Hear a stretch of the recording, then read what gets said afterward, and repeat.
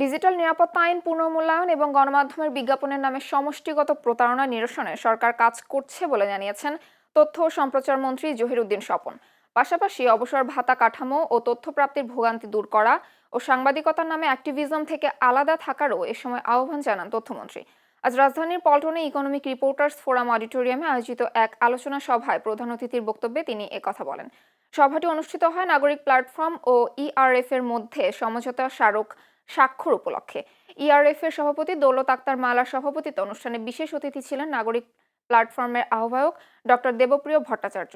এছাড়া the new age পত্রিকার সম্পাদক নুরুল কবির, প্রথম আলোর অনলাইন প্রধান শওকত হোসেন সহ বিভিন্ন পত্রিকা ও টেলিভিশনের সাংবাদিকরা উপস্থিত ছিলেন।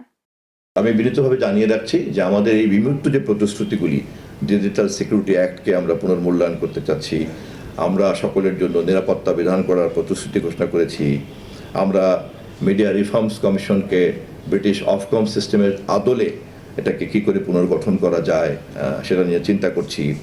আমরা নির্যাতিত সাংবাদিকদের সব ধরনের হত্যা, গুম, খুন, মিথ্যা মামলা থেকে শুরু করে এর একটা ন্যায্য প্রতিকার কী করা যায় তার একটা ফ্রেমওয়ার্ক দাঁড় করতে চাচ্ছি।